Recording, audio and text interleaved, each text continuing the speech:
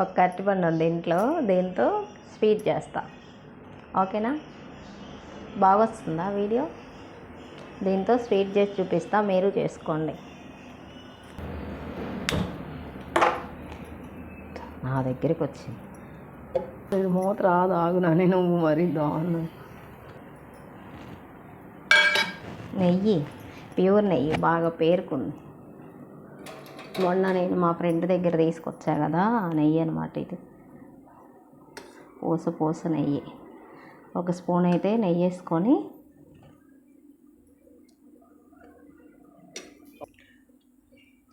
ఈ నెయ్యి కొంచెం వీటైన తర్వాత ఈ అరటికాయ ముక్కలు దాంట్లో వేసుకోవాలి, వేపుకోవాలి.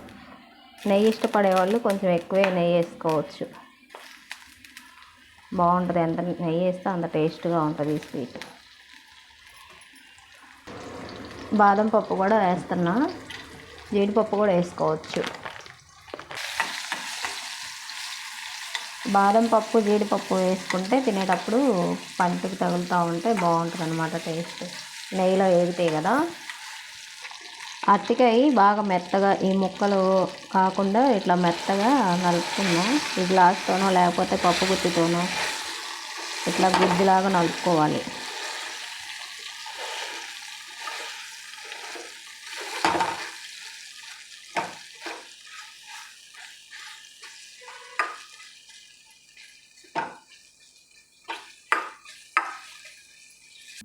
రెండు స్పూన్లు శనగపిండి అయితే వేసుకుంటున్నాను. అరటికాయ బాగా వేగిపోయింది.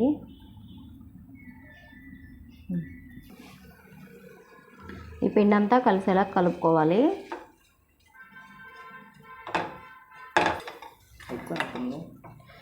ఇలా పిండి పచ్చివాసన పోయేలాగా ఒక 2 నిమిషాలు వేపుకొని తర్వాత ఇందులోకి సరిపడా చక్కెర వేసుకోవాలి. షుగర్, ఒకవేళ పంచదార వాడకపోతే కనుక బెల్లమైనా వేసుకోవచ్చు.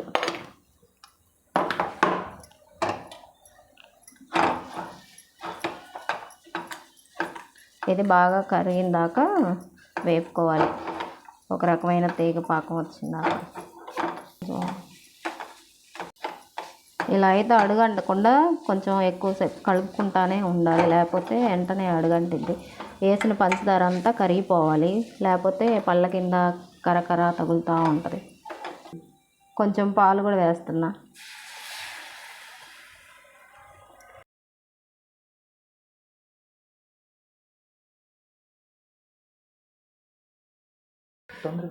ఈ స్వీట్లో మంచి సువాసన రావడానికి యాలక్కాయ అయితే నేను ఎలాగైతే వేసుకుంటున్నా. మీరైతే ఇష్టంగా తినేవాళ్ళు కొంచెం పంచదార వేసుకొని పొడిలాగా చేసుకొని వేసుకుంటే ఇంకా బాగా కలిసిద్ది. మా ఇంట్లో వాళ్ళు తినరు, తినేటప్పుడు అయితే ఇవి తీసేసి తింటారు కాబట్టి నేను ఇలా వేస్తాను. ఒక అరటికాయకి ఒకళ్ళకి వచ్చేంత అయింది స్వీటు. ఇంకింతే అండి, కళాయికి అతుక్కోకుండా వచ్చిందాకైతే చేసుకోవాలి. ఈ స్వీట్ అయితే ఇంతే, రెడీ అయిపోయింది. చాలా సింపుల్, 5 నిమిషాల్లో చేసుకోవచ్చు. మన స్వీట్ అయితే రెడీ అయిపోయింది. ఇదైతే కొంచెం బాగా కాలుతుంది, టేస్ట్ చేసి చెప్తాను ఎలా ఉందో.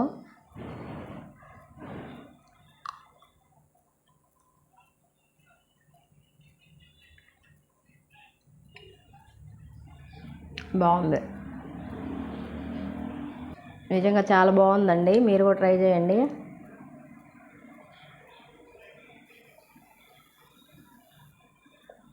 నాకైతే ఇలా తింటానే ఉండిపోద్ది అవుతుంది. బాగుంది, చాలా బాగుంది. నెయ్యి వేసాం కదా, చాలా బాగా వచ్చింది. ఇంకా కొంచెం చల్లగా అయిపోయిన తర్వాత తింటే ఇంకా బాగుంటుంది, హల్వాలా ఉంటుంది అన్నమాట.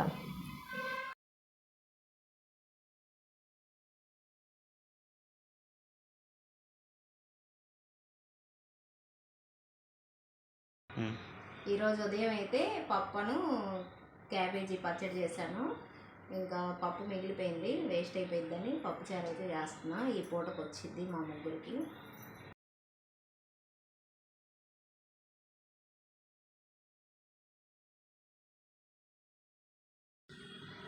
ఎండుమిర్చి ఒకటి వేస్తున్నా. తాలింపులో ఎండుమిర్చి వేసుకుంటే బాగుంటుంది. తాలింపు గింజలు,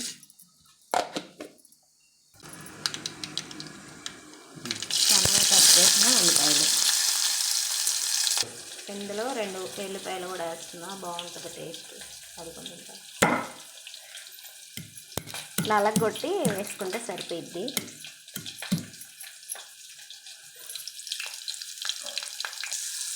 కొంచెం అయితే కరివేపాకు కూడా వేసుకుంటున్నాం. కొంచెం కల్లుప్పు, కొంచెం పసుపు. ముక్కలు బాగా ఏగినాయి కదా, ఇలా ఏగినప్పుడు చింతపండు పులుసు అయితే వేసుకోవాలి. ఇలా ముక్కలు బాగా వేపుకుంటే ఫ్లేవర్ అయితే పప్పుచారుకి పట్టింది, బాగుంటుంది.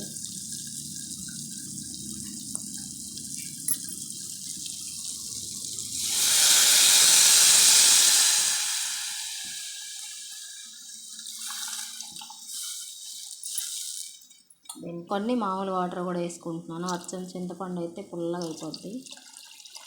మనకి ఎన్ని కావాలో అన్ని వాటర్ వేసుకొని, కొంచెం కారం, 1 స్పూన్ కారం అయితే వేసాను. ఇంక ఇందులోకి అయితే ఏం వేసే పని లేదు. ఈ పప్పుచారులోకి అయితే బాగా మరిగిన తర్వాత పప్పు వేసేస్తాను. ఇంకా పప్పుచారు అయితే అయిపోద్ది. ఇంక ఇందులో అయితే ఏమైనా చాలా సింపుల్గా ఇట్లా చేసుకుంటే బాగుంటుంది.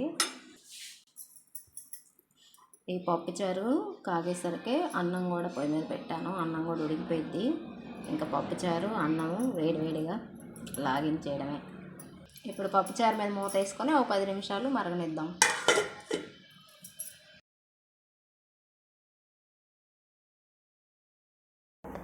పప్పుచారు అయితే బాగా మరిగినాయి. ఇప్పుడైతే పప్పు వేసుకుందాం.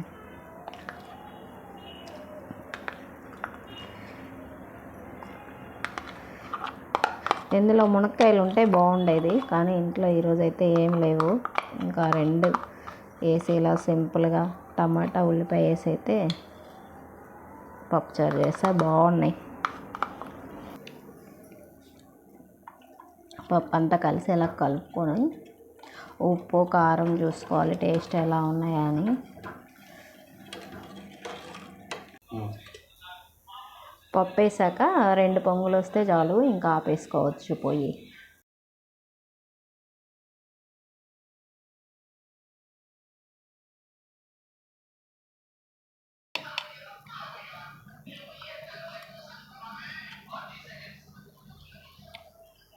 బాగుంది.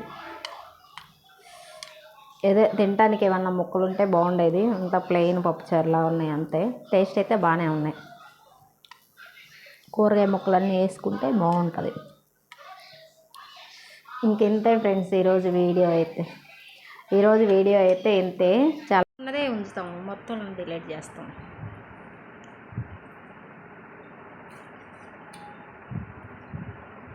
బాగుందా? సూపర్. లేట్ అయినా లేటెస్ట్గా చేశారు పప్పుచారు. డౌట్గా ఉందంట, పప్పుచారు కాదు అని చెప్పి చదువుతున్నాడు. తిన్నంతసేపు తిని తొందరగా